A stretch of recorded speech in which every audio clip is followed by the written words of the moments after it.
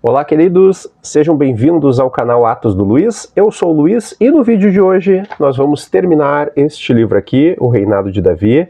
Hoje é a nossa lição número 6. Além da lição do nosso livro, eu vou falar para vocês sobre 3 formas de aprendizagem. Começando então pelo nosso livro, aqui nós temos a lição número 6, que é a vitória final de Davi. Então essa história ela vai abordar os últimos anos do reinado de Davi e da vida desse homem aqui. O livro coloca como sugestão este versículo, que é 1 Crônicas 22:19, que diz: agora consagrem o coração e a alma para buscarem o Senhor, o seu Deus. Tá? Então, normalmente aqui eu só comento sobre o versículo. Hoje eu vou falar como que o livro trabalha esse versículo para memorizar. Aqui dentro do planejamento do livro tem aqui uma parte que é o versículo para memorizar. E tem todo um estudo que você pode fazer para poder ensinar esse versículo. Então eu vou comentar um pouquinho sobre esse trecho. Aqui nesse trecho fala para começar pelo versículo. Então o versículo é: agora consagrem o coração e a alma para buscarem o Senhor, seu Deus. O versículo que a gente vai decorar é só esse início do versículo, não é todo ele. A sugestão aqui que o livro dá é, na introdução, você vai ler o versículo e aí você vai perguntar para os seus alunos: vocês já quiseram alguma coisa assim com muita intensidade? Já quiseram ter algo ou fazer alguma coisa assim com muita vontade? O nosso versículo de hoje vai tratar disso. Então, aí o texto continua dizendo que agora a gente pode dividir o versículo. Então, uma parte dele fala assim: agora consagrem o coração e a alma. Então, eu vou dedicar todo o meu ser para realizar o que o versículo vai me indicar. Eu vou usar tudo aquilo que eu tenho, tudo aquilo que os meus sentimentos envolvem para fazer isso que o versículo vai me dizer. O versículo continua dizendo para buscarem. Então eu vou consagrar o coração e a alma para quê? Para buscar, e aí eu vou buscar com intensidade, eu vou buscar com propósito, eu não vou deixar que nada me impeça nessa minha busca. E o versículo continua dizendo o que eu devo buscar, que é o Senhor, o meu Deus. Então eu vou buscar com o meu coração e minha alma, que é a totalidade do meu ser. Eu vou buscar ele com toda a intensidade. E eu vou buscar o quê? Eu vou buscar o meu Senhor. E aqui tem a aplicação do versículo. Então eu posso ter crianças que já conhecem o Senhor e crianças que ainda não conhecem ele. E aí eu posso ter uma aplicação diferente para cada uma delas. Se a criança ainda não conhece o Senhor, ela deve buscá-lo para conhecê-lo, para entregar sua vida para ele, para permitir que ele transforme a sua vida. E a criança que conhece, ela vai continuar se consagrando ao Senhor, para sempre tomar decisões baseadas, né, na vontade do Senhor, decisões onde Ele está orientando. Então aqui você pode ter 2 tipos de aplicação dentro da mesma lição, dentro do mesmo versículo. E como o objetivo aqui é que os nossos alunos decorem o versículo, então a gente vai repetir ele várias vezes. Repete o versículo, eles falam olhando, depois eles falam sozinhos, aí você pode colocar num quadro ali, escrever as palavras, depois vai apagando algumas, às vezes eu imprimo as palavras e coloco no chão, daí vou retirando algumas. Então você pode bolar estratégias para poder repetir várias vezes até que eles decorem o versículo. Você vai usar de 5 a 10 minutos da sua aula para isso, para fazer essa parte do versículo. E se ao final da aula eles saírem já com esse versículo decorado, já vai ser um grande ganho para a sua aula. Você cumpriu um dos objetivos que você tinha com o conteúdo. E para a nossa história, você pode dizer que você vai começar contando sobre Davi, pode retomar algumas coisas que a gente viu nas outras lições. Então você vai falar que Davi foi um homem de guerra, ele foi um homem escolhido por Deus para ser líder do povo de Israel, ele era um rei segundo o coração de Deus. Pode falar das batalhas que ele teve. E agora, na nossa história de hoje, é o fim da vida de Davi. Ele está mais velho, ele já é um rei assim que está indo para o final do reinado dele, e agora ele precisa preparar um sucessor, tá, para o trono. E o rei Davi, quando assim, ele passou por muitas guerras na vida. No final da vida, Deus permite um tempo de paz. E nesse tempo de paz, Davi começa a pensar algumas coisas. Uma das coisas que Davi pensa é que, por exemplo, ele mora num palácio. Só que Deus, a arca do Senhor, continua habitando na tenda. Continua lá naquele templo improvisado. Então ele pensa assim, já que eu moro numa casa, o Senhor também precisa morar numa casa. E aí Davi começa a se empenhar em guardar materiais e em preparar materiais para construir uma casa para o Senhor. Então aqui a gente vê alguns homens cortando pedras, eles estão ali também guardando lenha, né, madeiras. Então tudo isso eles vão utilizar na construção agora de uma casa para o Senhor. A Bíblia fala que Davi juntou ouro, prata, bronze em grande quantidade, que eles não conseguiam nem medir mais o peso de tanto que ele tinha juntado. E mesmo Davi fazendo tudo isso, né, a gente olha de longe assim, a gente pensa, Davi está fazendo uma coisa boa, ele está preparando uma casa para o Senhor. Só que vem a resposta de Deus. Deus pega o profeta Natã, aquele profeta que eu falei que é o meu favorito, ele pega o profeta Natã e manda o Natã dar uma mensagem para o Davi. E aí o Natã chega dizendo, né, como se fosse Deus, ele fala assim, tu vai construir uma casa para mim? E aí ele começa a trazer uma mensagem de Deus para Davi. Deus não permite que Davi construa essa casa, porque Davi era um homem de guerra, um homem que enfrentou muitas batalhas, e Deus não queria que ele fizesse essa casa.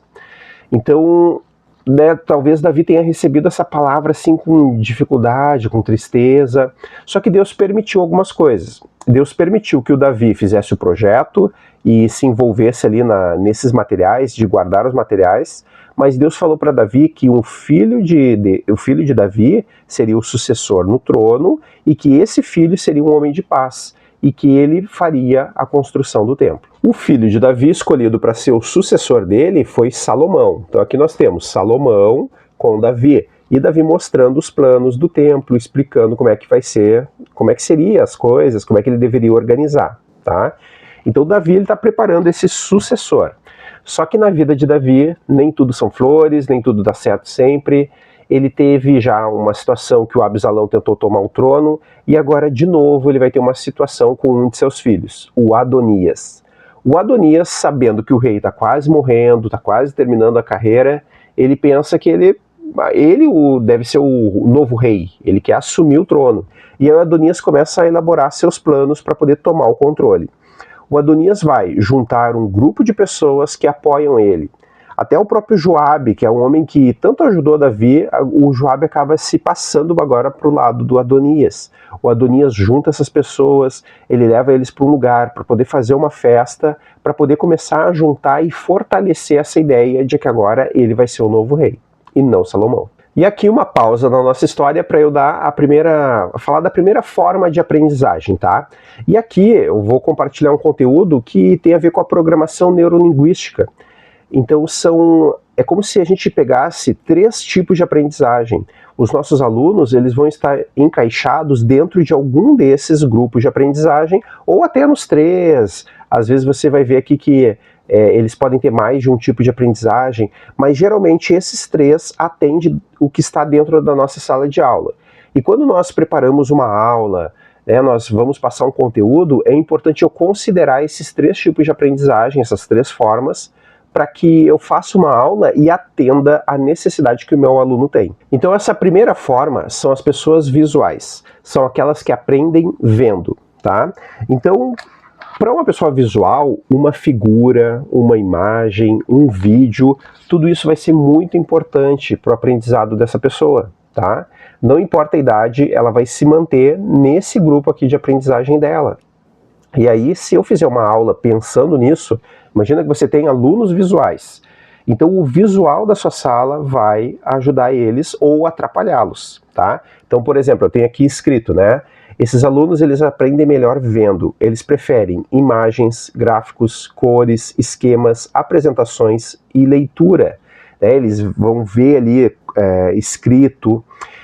Eu me encaixo dentro dessa forma aqui do visual. E aí, para mim, é interessante que, por exemplo, se eu estou lendo uma coisa e vendo um vídeo aqui no YouTube, eu preciso parar com um para poder focar no outro, sabe? Então, se eu estou lendo, enquanto eu estou lendo, eu perdi, mesmo que o vídeo está rodando, eu perco a informação do vídeo. É como se o canal fechasse para aquele ali, e aí eu fico só em um. Se eu estou vendo o vídeo e vem alguém conversar comigo, eu preciso pausar o vídeo e olhar para a pessoa para poder trocar a informação, né? Para poder receber a informação. Então, o visual, ele vai ter isso, né? Talvez ele se distraia com facilidade e o canal muda, então eu preciso cuidar disso. Se eu estou, por exemplo, ouvindo alguém palestrar, falar alguma coisa, ensinar alguma coisa, e aí eu penso algo, é como se o canal para fora fechasse e eu fico só focado no canal de dentro. E aí depois paro com o pensamento e volto a focar de novo. Então, o visual, ele vai ter essas questões. Eu preciso chamar a atenção dele e conduzir esse foco de aprendizagem dele. Tem uma questão engraçada, eu para dirigir, eu dirijo no automático, né? Já dirijo há alguns anos, então pego o carro e vou no automático.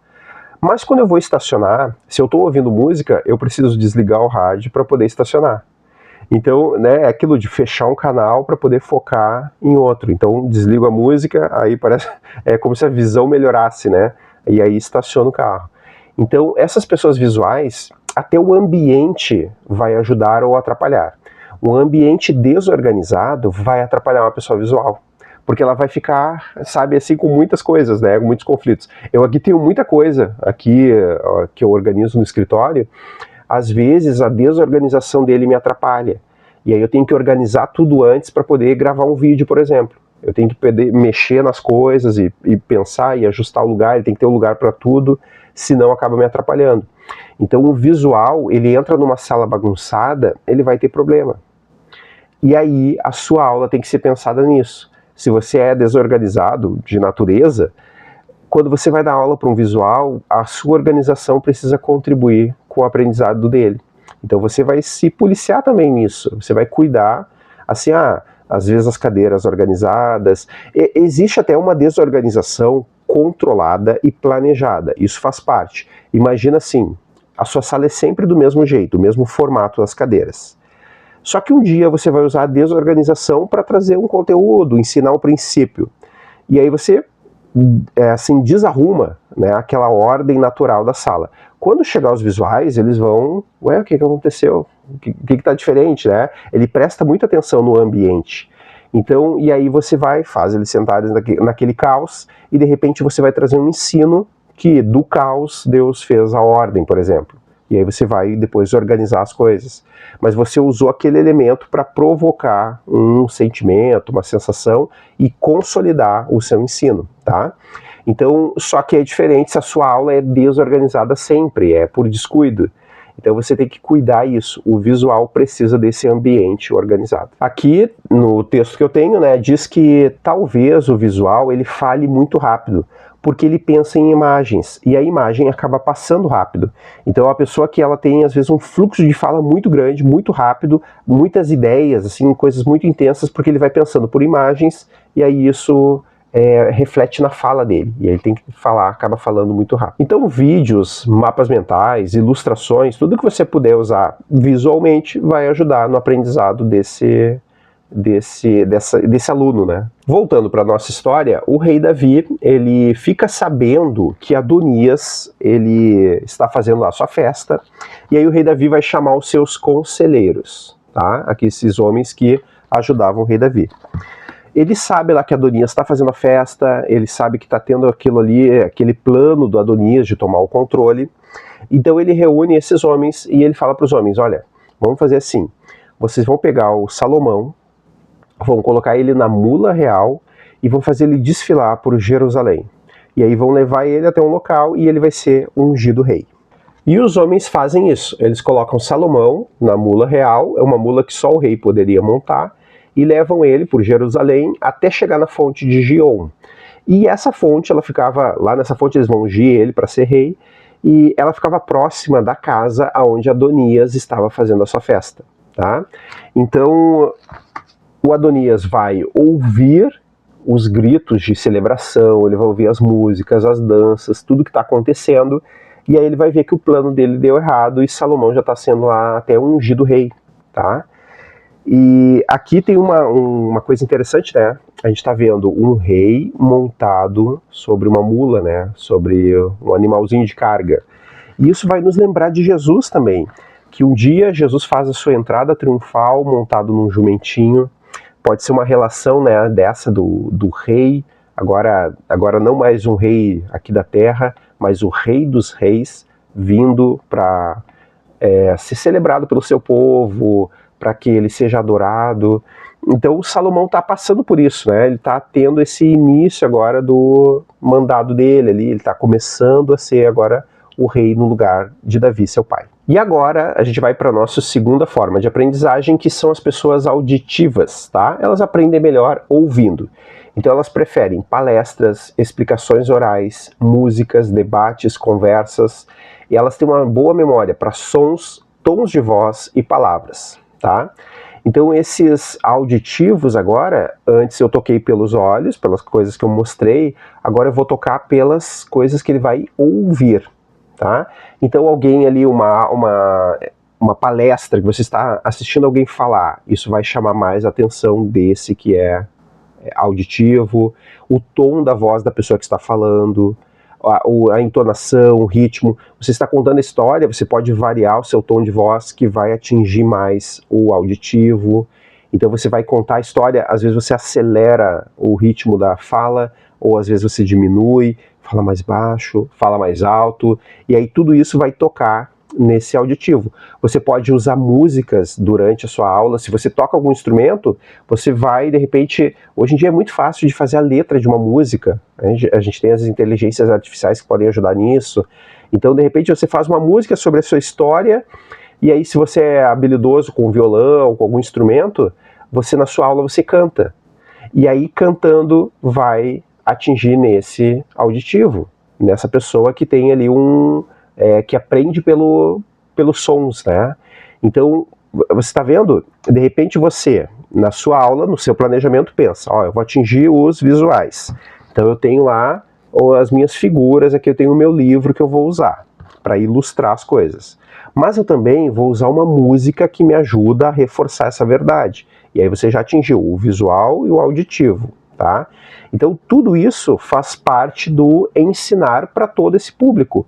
Eu vou atingir o máximo de pessoas porque eu estou planejando de uma forma que eu contemplo diferentes formas de aprendizagem. Aqui, né, diz que esses alunos eles gostam de discutir ideias em voz alta, e aí um problema que eles podem ter é que eles se distraem com ruídos no ambiente. Às vezes a gente dá aula num lugar que pode ser ruim, eu vou concorrer com muitas coisas. Às vezes não só coisas visuais, mas sons que atrapalham. Já viram aquelas pessoas assim, ela está prestando atenção em você, de repente dá um som de outro lado, assim, ela vira para olhar, né? Ela tem uma grande chance de ser um desses auditivos, um desses que se distrai com os sons, com os barulhos que acontecem, ou que não consegue se concentrar enquanto ele está ouvindo ali algum ruído, algum barulho. Enquanto eu preparava esse estudo aqui, eu mandei para algumas pessoas, pedir ajuda aqui de alguns dos professores, para que eles respondessem a um teste de PNL, para saber qual das 3 aprendizagens eles tinham como predominante. E aí eles me responderam, então teve pessoas nas 3, e uma das pessoas que é do auditivo, ela me respondeu que ele não consegue trabalhar se ele não estiver ouvindo música ou ouvindo um podcast. Ele precisa, para poder desempenhar bem o trabalho dele, ter algo ali tocando. E ele consegue concentrar nas 2 coisas. Enquanto ele faz a sua tarefa, ouvir algo para ele ajuda, tá? Então é aquela pessoa que vai estudar e consegue ouvir música. Ele vai estudar e consegue ouvir um vídeo enquanto está estudando, ele consegue prestar atenção nas 2 coisas, né? O auditivo vai ter essa facilidade. Eu, como visual, já não tenho. Eu já não consigo, se eu ligo uma música, e uma música que eu saiba a letra, já me atrapalha na hora do estudo. Então eu preciso da completa assim, concentração em uma coisa só. E aqui eu lembrei também, uma das professoras que respondeu esse questionário que eu fiz, ela disse que ela teve um professor de desenho, e que esse professor, quando ia explicar uma matéria, algum conteúdo, ele explicava de várias formas diferentes. Ele explicava de uma maneira, depois ele mudava a forma de explicar e explicava a mesma coisa, só que de outra forma. E assim ele variava os métodos de explicação. E isso fez com que ela aprendesse muito melhor a matéria que ele passava, porque tinha várias formas de ensinar a mesma coisa. E a gente, se puder fazer isso, é muito melhor. Então pensa assim, tá passando um conteúdo e aí você vai pensar várias formas de explicar o mesmo conteúdo. E essas várias formas podem contemplar os tipos de aprendizagem. Voltando para a nossa história, o livro traz essa figura aqui para a gente poder fazer um apelo final, né? É a última lição, então ele vai fazer um apelo da seguinte forma. A gente pode perguntar para as crianças assim, Davi certamente ele queria que o seu filho aprendesse a obedecer a Deus, a consagrar o coração e a alma para o Senhor, como diz o nosso versículo. E talvez ele tenha ensinado isso para o Salomão. Lá em Provérbios, que é um livro de Salomão, um livro de sabedoria, Salomão fala que aquele livro lá é para aprender sobre sabedoria, é um livro que ele observou o pai dele, e agora o pai dele dava dicas para ele aprender, para ele ter conhecimento. Então o Salomão vai trazer várias dicas ali sobre isso, sobre as coisas que ele aprendeu com Davi. Davi certamente várias vezes tentou passar para ele, olha, obedece a Deus, meu filho. Se tu obedecer, Deus vai te abençoar, Deus vai te honrar. O Davi, por não obedecer em algumas situações, ele vai pagar um alto preço. Né? A gente viu do adultério, a gente viu de várias situações ali que ele acabou errando, e ele paga um preço por causa disso. Só que Salomão agora é a esperança talvez de Davi. Ele queria que Salomão fosse um rei maior do que ele. E em certo aspecto Salomão vai ser. Salomão vai ser um rei de paz, um rei que, certamente o rei mais rico que houve ali em Israel. Ele fazia grandes negócios, ele é um homem de muita sabedoria. Deus pede para ele assim, escolher o que ele quer, que Deus abençoe ele, e ele escolhe sabedoria. Ele tem uma atitude nobre, ele não pede dinheiro, ele não pede outras coisas, e Deus dá sabedoria e dá as outras coisas também, dá o dinheiro, dá as posses, dá tudo o que ele precisa. Mas Salomão, ele vai corromper o seu coração. Por quê? Porque ele vai fazer acordos com outros povos pagãos, e muitos desses acordos ele vai fazer em casamentos. Ele vai ter casamentos com mulheres de povos pagãos. E aí a Bíblia diz que ele teve, de esposas foram 300, e de concubinas foram 700. Ele tinha 1000 mulheres. E para atender essas mulheres todas, ele vai ali fazer templos para os deuses delas. Ele vai passar a permitir que em Israel se adore outros deuses que não o Deus verdadeiro. E aí, por causa dessa idolatria, por causa dessa corrupção, cada vez mais o coração dele vai se corrompendo e vai se afastando do Senhor. E aqui na sua aula você pode já ir para esse ponto. Crianças, quem aqui já desobedeceu a Deus, já desobedeceu aos pais, aos que cuidam de vocês? Quem aqui já mentiu? Quem aqui já pecou, já fez isso, já fez aquilo? Você pode trazer alguns pontos. E aí as crianças vão ver a ligação delas com a história. Elas vão entender assim, olha, eu pequei, eu minto, eu ainda peco, eu tenho esse problema, eu tenho aquele problema. Eles podem começar a confessar coisas. E aí você vai dizer que se eles confessarem e entregarem o coração para Jesus, Jesus já morreu pelos pecados que estão no nosso coração. Só que eu preciso crer em Jesus, e eu preciso aceitar a salvação que vem dele. E eu preciso receber ele como Senhor e Salvador da minha vida. Eu preciso me apropriar dessa salvação. Eu preciso confessar que Jesus é Senhor sobre a minha vida e entregar tudo a ele. E consagrar o meu coração e minha alma, como diz o nosso versículo. Então, tá vendo? Você consegue fazer um apelo daí, fazer uma ligação com a história de Salomão, com a vida das crianças. Você consegue juntar tudo isso e transmitir para elas de que elas têm que entregar o coração para o Senhor. E que se elas já entregaram, a morte de Jesus continua nos perdoando dos pecados. Se mesmo depois de convertido eu pecar, eu preciso confessar o meu pecado para que o meu coração seja limpo, e aí o sangue de Jesus me purifica de todo pecado. Tá entendendo? Então você vai transmitir tudo isso para as crianças, para os seus alunos, para que eles possam ter essa mudança na vida, para que eles possam se consagrar ao Senhor. E aqui vem o nosso terceira forma de aprendizagem, que são as pessoas sinestésicas. São pessoas que aprendem melhor fazendo, sabe? Aquela pessoa que tem que botar a mão na massa, ele fala assim, ó, deixa eu fazer para ver. E aí ele faz e ele vai aprender. Você está ensinando ele a fazer um barquinho de papel. O visual ele pode talvez aprender vendo as coisas, o auditivo ouvindo a instrução, mas o sinestésico ele vai aprender botando a mão, dobrando o papel por tentativa e erro, tá? Então o sinestésico ele precisa participar daquela experiência de aprendizagem. A experiência para ele tem que ser palpável. Aqui na minha listinha diz que eles precisam de movimento, eles precisam da prática, da experiência concreta, e eles conectam-se com emoções e as sensações físicas. Então você precisa agora aprender como que eu transmito esse tipo de conteúdo para uma pessoa sinestésica. Como que eu abordo e trato esse sinestésico na minha aula. Às vezes, se é uma criança pequena, você vai fazer uma atividade, hoje lá no culto teve isso, Era uma atividade para as crianças, tinha umas nuvens e eles tinham que fazer uma atividade lá de colar algodão ali nas nuvens, preparar um cenário, assim. Todas essas experiências para as crianças, experiências físicas ali, elas vão ajudar nessa fixação do versículo, fixação da história. Ele, né, vai poder ter aquela experiência assim, eu montei as nuvens, eu formei aqui o cenário. Então tudo isso vai ajudar nele. Às vezes uma dinâmica que tenha movimento na sala, que possa ajudar eles nisso, né? Possa ajudar eles a entender aquilo que foi transmitido, aquilo que foi passado. Hoje lá na aula que eu dei, eu falei dessa história aqui, eu peguei e dei um pote para eles com letras, assim, avulsas. E aí eles pegaram essas letras e formaram palavras das que eu tratei na história. Então o sinestésico, de repente, ele teve essa experiência de poder formular fisicamente uma palavra que ele ouviu numa história que foi contada para ele. Então, né, eu tenho que pensar maneiras de tentar atender a essas pessoas. Bom, nesses tipos de aprendizagem, você pode aprender qual é o seu tipo de aprendizagem. Então a dica é, você pega uma inteligência artificial que você use, o Gemini, o ChatGPT, e aí você vai pedir para ele fazer assim, crie para mim um teste com 10 perguntas, um teste PNL, que é a Programação Neurolinguística, para eu saber qual é o meu tipo de aprendizagem.